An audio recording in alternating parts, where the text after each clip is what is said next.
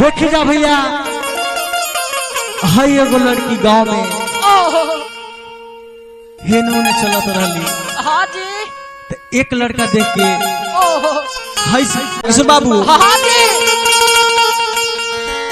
कि अब ही बाड़ू तू कुंवार अजहिया जइबू ससुराल और भेंट है वही दिन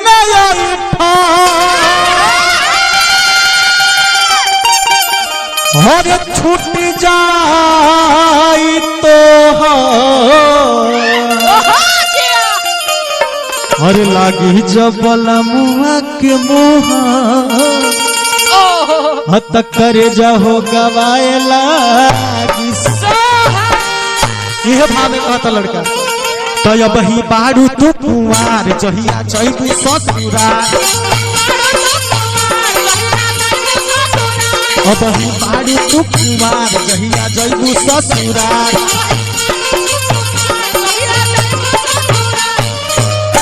और भेंट है वही दिन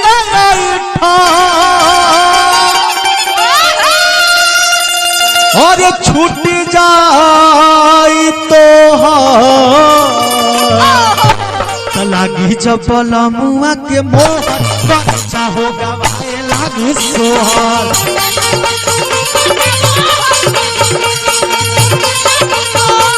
लागी जबल मुआ के मोहर कर जाहो गवाए लागी सोहर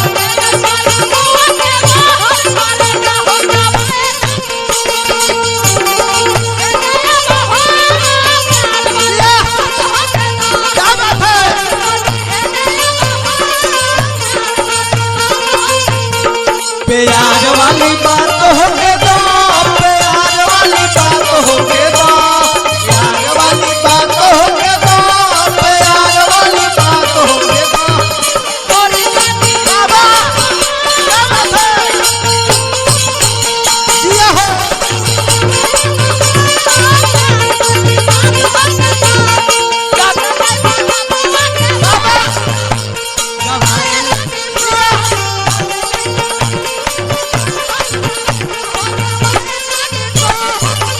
लड़का कहता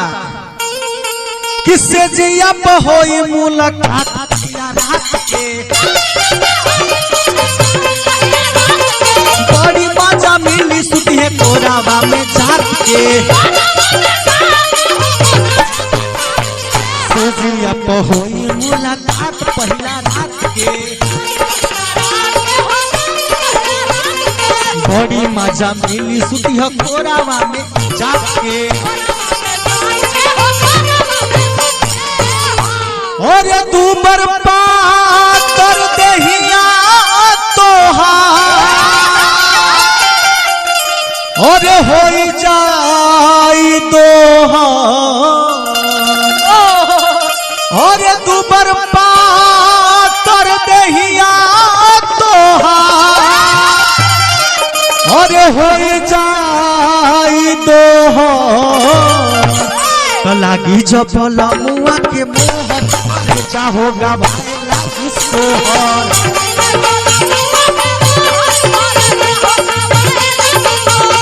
लागी जबल मुआ के मोहर करे जाहो गवाए लागी सोहर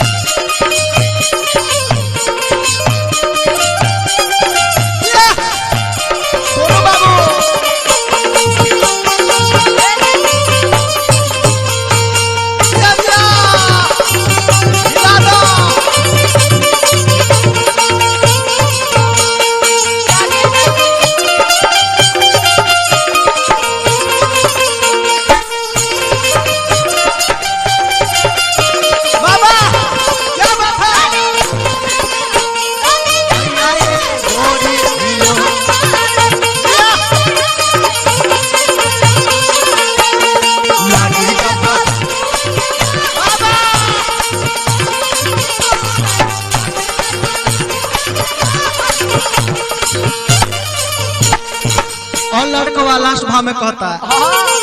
कि नई हर में कैले बाड़ू ढेर फुटानी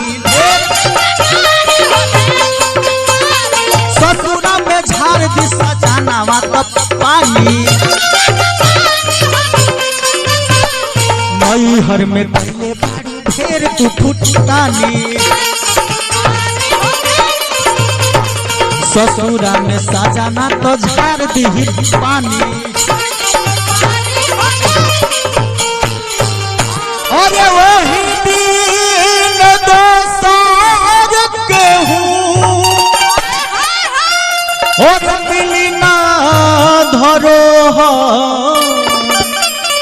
अरे वही दिन दोसर के हूँ और मिली ना धरो तलाकी चपल मुआ के मोह पर चाहोगा लागी सोहर लागी चपल मुआ के मोहर करे जाहोगा भाई लागी सोहर अब ही बारू तू कुमार जहिया जैबू ससुरार अब ही बारू तू कुमार जहिया जैबू ससुरार और भेंट हो वही दिन दोसार और मिली ना धरो लागी चपल मुआ के मोहर करे जाहोगा भाई लागी सोहर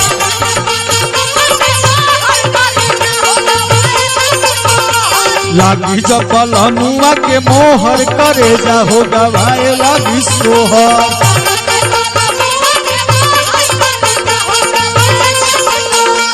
लागी चपल मुआ के मोहर करे जाहोगा भाई लागी सोहर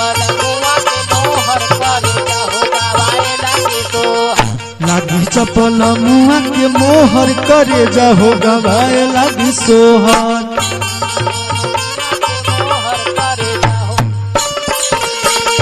लागी चपल मुआ के मोहर करे जाहोगा भाई लागी सोहर